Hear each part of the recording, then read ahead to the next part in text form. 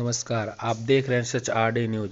किसानों को लेकर यूपी के पूर्व मुख्यमंत्री अखिलेश यादव का बयान है। प्रसाद मौर्य ने जो इस्तीफा दिया है, उनका आरोप है कि आपके ही पार्टी के कुछ कार्यकर्ताओं से आहत होकर उन्होंने इस्तीफा दिया है। ये जो सवाल आप पूछ रहे हैं, इस पे पार्टी के अंदर बातचीत हो जाएगी और उसका समाधान भी निकल जाएगा। इससे भी ज़्यादा महत्वपूर्ण ये है कि पूरा किसान आंदोलन कर रहा है और पूरा देश का किसान भारतीय जनता पार्टी से जानना चाहता है कि जिन्होंने ये सपना दिखाया था कि आय दोगुनी हो जाएगी, और अभी जब भारत रत्न दिया स्वामीनाथन जी को और देश के हमारे किसानों के नेता चौधरी चरण सिंह जी को, उससे किसानों की उम्मीद और बढ़ गई कि सरकार उनकी सुनवाई करेगी, एमएसपी देगी, एमएसपी के लिए कोई कानून बनाएगी। लेकिन जिस तरह सरकार का व्यवहार है, कीलें लगा देना, अगर वो निकल रहे हैं तो रोकने के लिए तमाम चीज़ों का इंतज़ाम कर देना, प्रशासन पूरी तरीके से पुलिस लगा करके आंसू गैस गोले चला करके उन्हें रोकना चाहती हैं। आखिरकार आप भारत रत्न एक तरफ दे रहे हैं और दूसरी तरफ किसानों को आप रोकना चाहते हैं, उनकी मांग नहीं मानना चाहते। आखिरकार भारतीय जनता पार्टी चाहती क्या है? जो लोग सपना दिखा रहे हैं कि 5 लाख ट्रिलियन डॉलर की इकोनॉमी बन जाएगी, सच्चाई ये है कि किसानों की आय दोगुनी अगर हो जाए तो आपकी 5 ट्रिलियन डॉलर नहीं, हो सकता है 10 ट्रिलियन डॉलर इकोनॉमी भी बन जाए। और जो लोग ये कहते हैं कि हमारी दुनिया में 5वीं अर्थव्यवस्था बन गई है, ये 5 से दूसरे नंबर में भी पहुंच सकती है अगर ये सरकार किसानों को एमएसपी दे दे और किसानों की आय दोगुनी कर दे। अध्यक्ष जी कल पल्लवी पटेल ने कहा है कि पीडीए ने 3 लोगों का राज्यसभा टिकट घोषित किया, जिसमें जया अमिताभ बच्चन, आलोक रंजन और रामजीलाल सुमन जी। देखिए, क्या पीडीए का मतलब अल्पसंख्यक महिला नहीं हो सकती थी? क्या पीडीए का मतलब पिछड़ा महिला नहीं हो सकती थी? भारतीय जनता पार्टी से और भारतीय जनता पार्टी के लोग पीडीए से घबराए हुए हैं। भारतीय जनता पार्टी के लोग पीडीए से घबराए हुए हैं। जहाँ तक हमारे सहयोगी दल की बात है, मैं उम्मीद करता हूँ कि पीडीए की लड़ाई को वो मजबूत करेंगे। और जहाँ तक पार्टी के निर्णय का सवाल है, आने वाले समय में तमाम सीटें आ रही हैं। अभी तो एमएलसी आना है, फिर राज्यसभा आना है, फिर एमएलसी आना है, तो ये पीडीए की लड़ाई कहाँ कमजोर हो रही है? लेकिन पल्लवी पटेल ने तो वोटिंग करने से ही मना कर दिया, वोट नहीं करेंगे। देखिए, पीडीए का साथ आना, पीडीए के साथ सबको एक साथ लग जाना, ये बड़ी लड़ाई है और ये बड़ी लड़ाई कोई आसानी से नहीं जीती जा सकती है।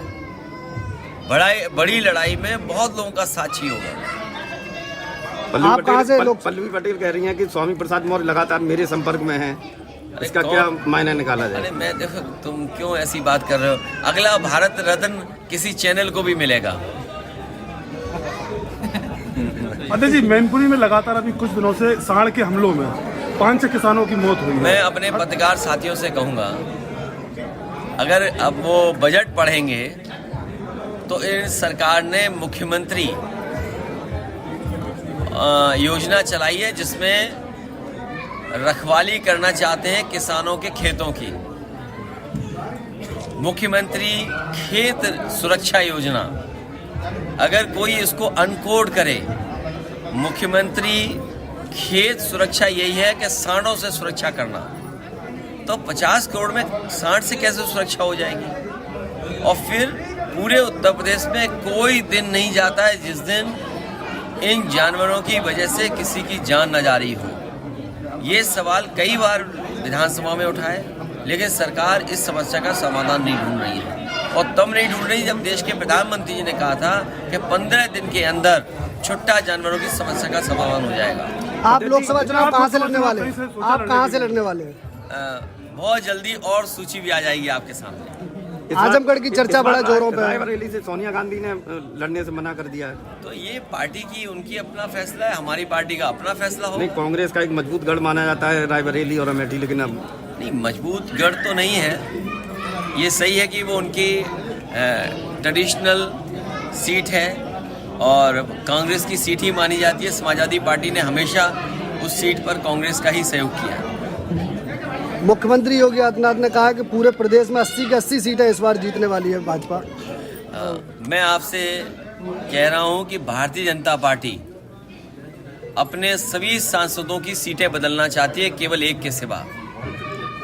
80 की सीटों पर कईयों की टिकट कटने जा रही है और एक जो सीट है वो अपना क्षेत्र बदलना चाहते हैं। तो सोचिए, जिन्हें अपने सांसदों की टिकट काटनी हो और टिकट काटने जा रहे हो तो वो क्या जीतेंगे? अगली सूची में क्या चाचा का नंबर है? अगली सूची में नहीं, अगर आप पे कोई सुझाव हो तो बता दो। चाचा का क्या अगली सूची में नंबर है? अगर आपके पास कोई सुझाव हो और फिर आप ही कहोगे सब परिवार चुनाव लड़ गया, ये पत्रकार भी बड़े कमाल के होते हैं। अगर इनसे कहो, अभी पूछ रहे हैं कि टिकट क्यों नहीं दे रहे हो अपने लोगों को, परिवार के लोगों को, और हम टिकट दे रहे तो कहेंगे लो परिवारवादी पार्टी हो गई। नहीं, 3 लोगों को तो दिए भी चाचा की। नहीं तो अभी 2-4 और दे देंगे। तो आप लोग क्या उम्मीद करते हो भाई? आप ही दिलवाना चाहते हो और आप ही चलाओगे कि परिवारवाद, तो हम कैसे बचेंगे भाई आपसे? तो चाचा कहाँ से लड़ेंगे? ये आने वाले समय में जैसे जैसे सूचियां आएंगी आपको सब जानकारी हो जाएगी कि पार्टी ने क्या फैसला किया।